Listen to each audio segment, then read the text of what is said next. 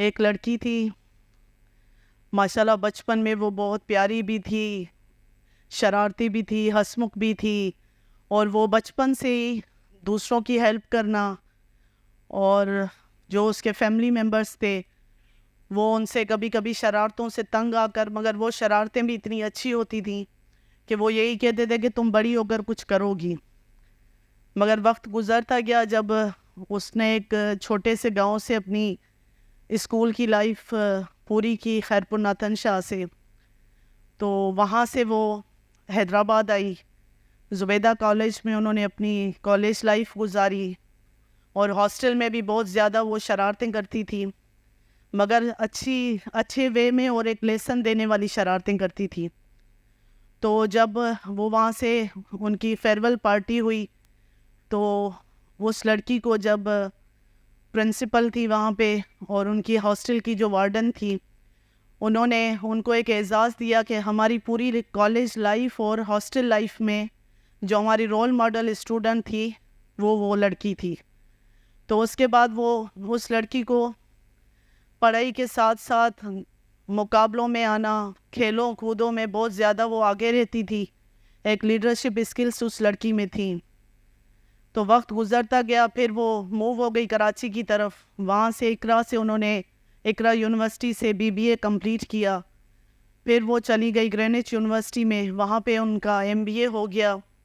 अच्छा, बीबीए करने के बाद फिर उनकी फैमिली ने उनको कहा कि आपने बहुत पढ़ लिया और सारा दिन अपने बहन भाइयों के पीछे रहती हैं, क्योंकि उस लड़की ने अपने बहन भाइयों को बहुत सपोर्ट किया, क्योंकि वो पहली लड़की थी अपने गांव से जो कराची निकली थी, और वो सारी फैसिलिटीज़ अपने बहन भाइयों को करती थी ताकि वो भी उस मकाम तक पहुंच सके जहाँ तक वो उनको देखना चाहती थी। तो वो अपने पेरेंट्स से भी लड़ती थी कि मैं अपने बहन भाइयों के लिए करूँगी। भले इवन एक टाइम वो आया कि वो लड़की इकरा यूनिवर्सिटी में प्रोबेशन टाइम में भी आ गई, मगर उसको कोई परवाह नहीं थी कि मैं निकल जाऊंगी तो मेरा क्या होगा। मगर उसने वो प्रोबेशन टाइम भी कंप्लीट किया और उनके अपने बहन भाइयों के लिए सब कुछ किया। तो उनके पेरेंट्स ने उनकी शादी करवा दी। तो शादी जब हुई तो उस लड़की ने कहा कि मैं कुछ करना चाहती हूँ, पढ़ना चाहती हूँ, करना चाहती हूँ। तो हस्बैंड ने कहा मैं आपसे बहुत मोहब्बत करता हूँ, मगर मैं इस चीज़ की इजाज़त नहीं देता कि आप जॉब करें या घर से बाहर जाएं। आप ये भी टाइम हमारे घर में स्पेंड करें, क्योंकि वो जॉइंट फैमिली थी, काफ़ी सेक्रीफाइस करने पड़े, मगर बहुत खुश इखलाक से वो लड़की सेक्रीफाइस करती गई। तो हस्बैंड ने इजाज़त दी कि ठीक है आप एमबीए करें। फिर आफ्टर मैरिज उस लड़की ने ग्रीनिच यूनिवर्सिटी से एमबीए किया। एमबीए के बाद फिर वो एक बीवी थी, फिर एक माँ बन गई। माँ बनने के बाद उसने सोचा कि जो ख्वाब मेरे पूरे नहीं हुए, सारे मेरे बहन भाई सब अच्छे ऑफिसर बन गए और बहनें भी अच्छे अच्छे घरों में चली गई, तो उसने सोचा कि जो मेरे ख्वाब हैं वो मैं अपने बच्चों में पूरे करूं। तो जब वो बच्चों की तरफ सोचने लगी तो उसने सोचा कि हैदराबाद जैसे शहर में मैं वो एजुकेशन नहीं दे सकती बच्चों को जो मुझे देनी चाहिए। तो उसने स्टेप लिया 2019 में अपने बेटे को लाहौर में एचएसएन कॉलेज में पढ़ाने के लिए। और वो यहाँ से मूव हुई, जब वहाँ पे गई एंट्री टेस्ट दिलाने बच्चे को, तो वहाँ पे इतना सख्त लॉकडाउन हो गया कि वो 9 मंथ्स वहाँ पे स्टक हो गई लाहौर में। तो जब वहाँ पे अपने बच्चों के साथ वो रहने लगी, 3 बच्चे थे उसके, तो वहाँ पे काफ़ी जो है वो लॉकडाउन था सख्त किस्म का। तो वहाँ पे जैसे पार्क में वो शाम को बच्चों को लेकर जाती थी, तो वहाँ पे काफ़ी औरतें मिलती थी कि आप कहाँ से हैं, आप सिंध से तो नहीं लगती। खैर उनसे जब बातचीत होते होते तो उनका जब इंट्रोडक्शन हुआ तो कोई ना कोई किसी ना किसी काम में इंडिपेंडेंट थी, या तो कोई अपना बिजनेस चला रही है, या कोई जॉब कर रही है, या कोई डॉक्टर है। और ऐसी भी थी जो इंटरनेशनल लेवल पे जा रही हैं डेलीगेशंस लेकर, औरतों के लिए काम कर रही हैं पूरी पंजाब में। तो उस लड़की ने सोचा कि हम एक ही पाकिस्तान में रहते हैं और मैं देख रही हूँ कि ये पंजाब या दूसरे केपी के बलूचिस्तान की औरतें या ख़वातीन ग्लोबल लेवल तक आ गई हैं, हम सिंध क्यों पीछे हैं। तो फिर वो एक दफ़ा एक जनरल स्टोर में गई। वहाँ पे जब गई तो एक खातून वहाँ पे कैशियर से उनको समझा रही थी, आपकी बॉडी लैंग्वेज ऐसी होनी चाहिए, ये होनी चाहिए। तो मैं 2 मिनट देख रही थी, मैंने कहा ये कस्टमर तो नहीं हो सकती, मैं मिलने गई। मैंने कहा आप यहाँ पे, तो उन्होंने कहा मैं खुद ऑन करती हूँ, ये मेरा सुपर मार्केट है। तो मैं बड़ा उनसे इंस्पायर हुई। और खैर उस वक्त मेरे जहन में नहीं था, उस लड़की के जहन में नहीं था कि मुझे कुछ ऐसा करना है। तो खैर जब बच्चे ने टेस्ट दिया तो माशाल्लाह शुक्र अल्हम्दुलिल्लाह वो पास हो गया। तो सबसे बड़ी अचीवमेंट थी कि एक सिंध की लड़की जो एक हाउसवाइफ है वो ये सोच कर वहाँ से निकली, और काफ़ी लोगों की बातें भी सुनी, इन लॉज की, लोगों की, कि भाई ये लाहौर चली गई है, हस्बैंड से सेपरेशन हो गई है। मगर ऐसा कुछ भी नहीं था। मैं हस्बैंड की सपोर्ट के बगैर वो लड़की ना कुछ कर सकती थी ना चल सकती थी। खैर फिर वो जब हैदराबाद वापस आई तो उसने सोचा मैं कुछ ऐसा करूं, क्योंकि उसका बच्चा चला गया हॉस्टल, और वो उसका फर्स्ट बेबी था, जो फर्स्ट बच्चे की बॉन्डिंग होती है माँ के साथ।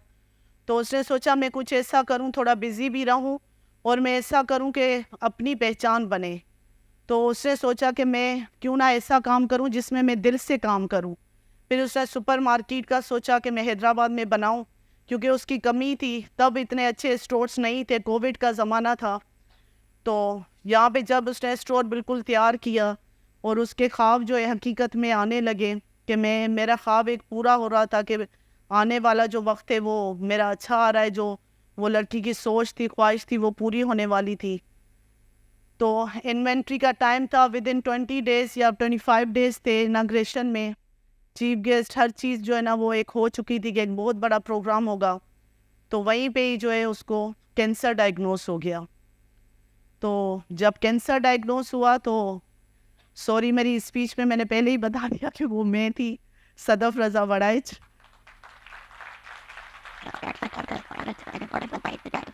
तो जब मुझे कैंसर डायग्नोस हुआ तो पहले तो 2 ढाई महीने में बिल्कुल शॉक में थी।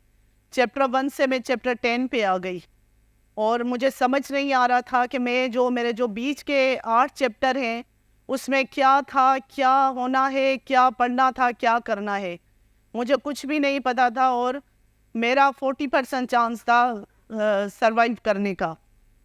तो मुझे जो है किसी भी उसका चीज़ का नहीं था कि मैं बचूंगी या नहीं बचूंगी। मुझे सिर्फ उस वक्त ये था कि मेरी लाइफ ख़त्म है और मैं आगे नहीं चल सकती।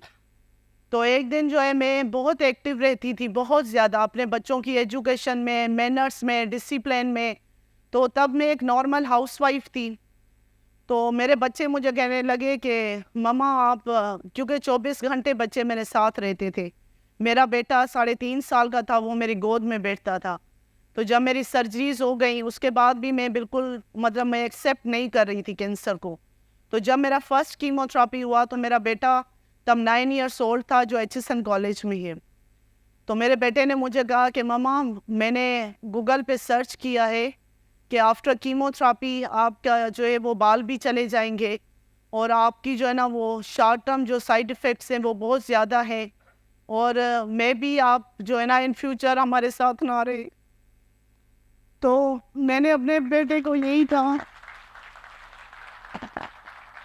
तो उस वक्त मुझे भी यही फीलिंग्स थी कि मैं वाकई में इनके बीच में नहीं रहूँगी। मैंने तीनों बच्चों को गले लगाया, और मैंने उसी वक्त दिल में सोचा, मैंने कहा कि मुझे अपने बच्चों के लिए सरवाइव करना है, भले कुछ भी हो जाए। मगर मुझे उस वक्त बिल्कुल भी नहीं था कि मुझे सरवाइव कैसे करना है। मुझे वो पाथ नज़र नहीं आ रहा था कि मैं किस पे चलूँ कि मैं सरवाइव कर पाऊँ।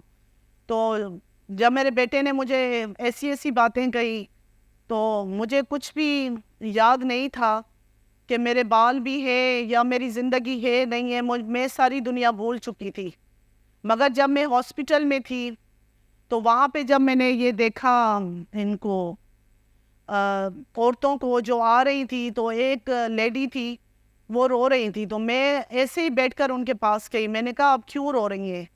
तो उन्होंने कहा मेरे हस्बैंड मुझे छोड़कर गए, वो कह रहे हैं आपको ब्रेस्ट कैंसर है और आप सरवाइव नहीं कर पाएंगी, और हमारे पास इतने पैसे नहीं कि हम आपकी ट्रीटमेंट करा सकें। तो उस वक्त जो है ना मैं सबको भूल गई, अपनी फैमिली मैंने बुला दी, बच्चे बुला दिए, और मैं अल्लाह के बाद अपने हस्बैंड का दिल में मैं उनके लिए दुआएं कर रही थी कि मुझे तो पता भी नहीं चला है कि इतनी मेरी टेस्ट हुए, इतना मेरा एक्सपेंसिव ट्रीटमेंट हुई है, कैसे हुआ, और मुझे तो फील भी नहीं हुआ कि ये मेरा मेरा साइकिल कैसे चला है। तो उस वक्त फिर मेरे दिल में आया कि मेरी ज़िंदगी ख़त्म है, तो मैं क्यों ना ऐसा कोई काम करूं कि जैसे मेरे जाने के बाद भी मेरे नाम पे कुछ चीज़ें चलती रहें। तो फिर मैंने ये जो सेंटर में मेरी एक पिक्चर है बीच में, ये मेरी डॉक्टर ने ली थी, ये मुझे सेकंड कीमो का डोज लग रहा था। तो ये मैंने women chamber of commerce and industries की एप्लीकेशन में लिख रही थी कि अभी तक आपने हमें लाइसेंस नहीं दिया डीजीटीओ को। तो मैंने women chamber of commerce and industries अपनी फ्रेंड्स के साथ मिलके सिंध में, कराची में थे, मगर इंटीरियर सिंध में कोई हमारा चैम्बर नहीं था जिसमें हमारे बिजनेसेस जो है वो रजिस्टर्ड हो। तो फिर मैंने कीमो के दौरान जो है मैंने प्रेस कॉन्फ्रेंसेस भी की, और मैं कहीं पर भी ये महसूस नहीं करती थी कि मेरे बाल नहीं है। इवन लास्ट में तो मैं बिल्कुल एक ऐसे जैसे कोई बिल्कुल जैसे एक परिंदे का बच्चा होता है ना, जिसकी कोई भी चीज़ नहीं होती, ना आईब्रोज थे, ना मेरे जिस्म में कोई ताकत थी, ना मेरा ब्लड था, ना मेरा बोन मेरो था। खैर फिर मैंने ये माशाल्लाह women chamber of commerce and industries का हमें लाइसेंस 5 अक्टूबर को इशू हुआ, और हमारे पास प्रॉपर एक प्लेटफॉर्म आ गया जहाँ पे हम पूरी सिंध की ख़वातीन के जो है वो बिजनेसेस रजिस्टर्ड करके उनको हम इंटरनेशनल लेवल तक लेकर जाएं। उसके बाद फिर मैंने जो है वो सोचा कि मैं कोई ऐसी चीज़ बनाऊं, चैरिटी के मैं काम वैसे ही करती रहती थी, मगर मैंने सोचा मैं कुछ ऐसा काम करूं जो मैं सबके साथ मिलकर करूं, और ऐसा करूं कि ये साइकिल चलता रहे। तो फिर मैंने सोचा कि मैं जुस्तजू फाउंडेशन बनाऊं, जिसके प्लेटफॉर्म पे फंड्स मैंने आज तक किसी से नहीं लिए। मैंने अपने बिजनेसेस से जो है वो सारी चीज़ें की। फिर मैंने, मेरा कैटल फार्म है, बायोफिश फ्लॉग है, चिकन कंट्रोल शेड है, उनके फंड्स से मैंने अपनी फाउंडेशन बनाई। तो कैटल फार्म में भी मैंने सेंटर बनाए हैं, अभी मैं चीज़ का भी पूरा सेटअप मैंने बनाया है, उसमें भी ये सारे मैं जितने भी इंटीरियर सिंध में हमारे जितने भी स्पेशली हमारी जो वुमन है, ख़वातीन हैं, उनको मैं उसमें इन्वॉल्व कर रही हूँ। बायोफिश फ्लॉग है, वो सिर्फ फ़िश थेरेपी मैंने वहाँ पे की है, वो सिर्फ डाइट की वजह से, क्योंकि कैंसर का जो मेन काज है वो 3 काज है, एक हमारा स्ट्रेस है, एक डाइट है, दूसरा लाइफ स्टाइल है।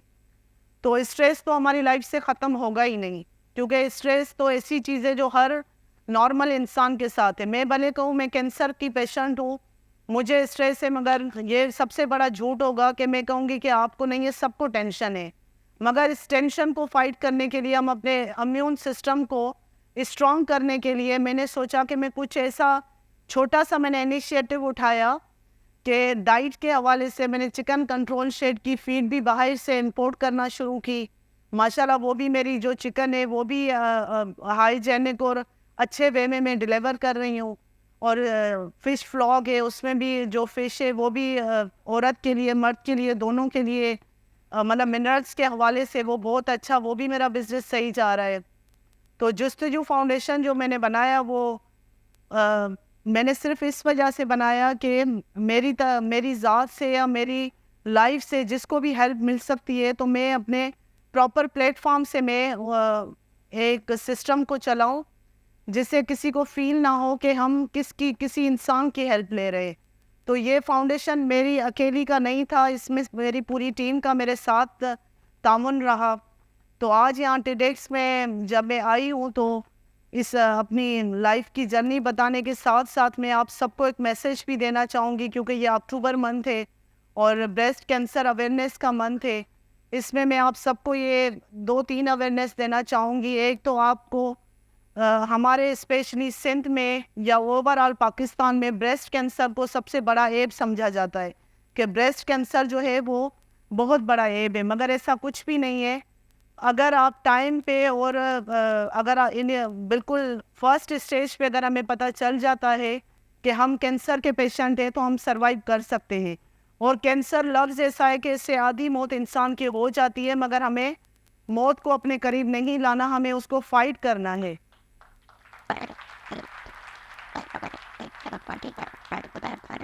और ब्रेस्ट कैंसर जो है, मुझे ये यहाँ पे मैं शेयर कर रही हूँ अपना एक्सपीरियंस।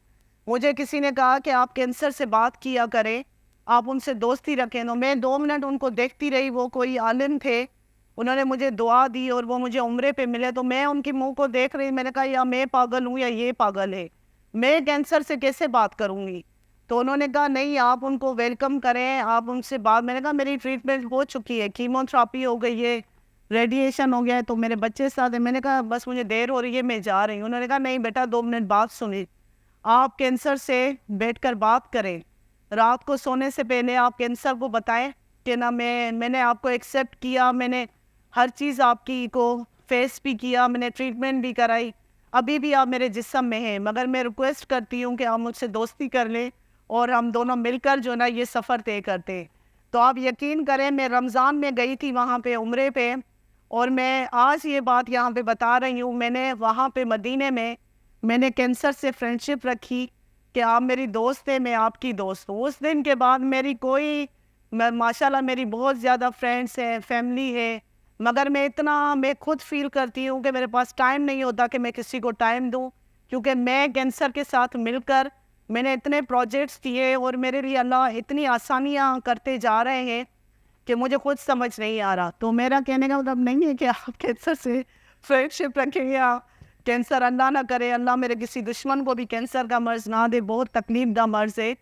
तो ये जो मेरी जर्नी थी, और इसमें और जो मैंने इस पूरी जर्नी में सबसे बड़ा जो मैंने सबक सीखा, वो मैंने ये सीखा कि ऊपर एक ज़ात है जिसको अक्सर हम भूल जाते हैं। हम कहते हैं कि नहीं, ये हमारा काम नहीं हुआ तो नहीं, ऊपर कुछ भी नहीं है। ये हम कहते हैं कि नहीं, आप उस दरगाह पे जाएं, ये करें वो करें। मैं कहती हूँ कि आज अगर मैं इस टेडेक्स के प्लेटफॉर्म पे खड़ी हूँ, या अगर आज मैं हैदराबाद की एक रोल मॉडल वुमन हूँ, या मुझे इस्लामाबाद बुलाया जाता है, इवन अभी मुझे बाय एयर के टिकट्स भी मेरे पास आते हैं कि आप आएँ, हमारा इनविटेशन है आपको। तो ये सब करने में जो सबसे बड़ा मेरा प्लानर था वो अल्लाह था, और अल्लाह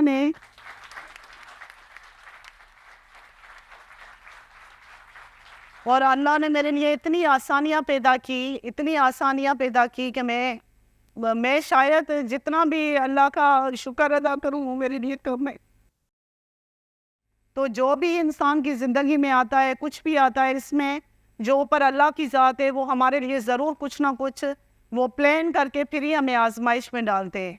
तो मैं आप सबको ये मैसेज देना चाहूँगी कि खुश रहें और मेहनत करते रहें, सोच अपनी अच्छी रखें। मैं ऐसी फैमिली से थी कि मैं अपनी प्रोफाइल पिक्चर भी नहीं अपलोड कर सकती थी।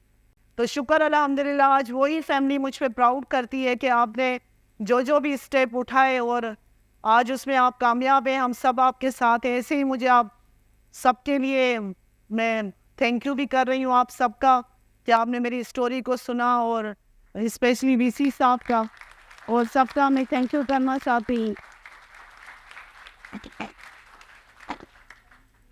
बस यही मेरी छोटी सी एक जर्नी थी जो मैंने शेयर की, और स्पेशली मैं हमारी जो यंग गर्ल्स हैं उनको, आप तो स्टूडेंट्स हैं अभी, मगर मैं इस प्लेटफॉर्म से पूरी इंटीरियर सिंध और पाकिस्तान की जितनी भी हमारी ख़वातीन हैं जो किसी ना किसी परेशानी में या उनकी स्किल से मगर वो आगे नहीं आ सकती, उनके सामने मेरा बहुत बड़ा एग्जाम्पल है, प्रूफ है कि आप कुछ भी कर सकती हैं अगर आपकी सोच अच्छी है और आप मेहनत से, सच्ची नीयत से अगर आप काम करेंगी तो आप अपने बच्चों के लिए, फैमिली के लिए किसी भी अच्छे प्लेटफॉर्म पे जा सकती हैं। Thank you.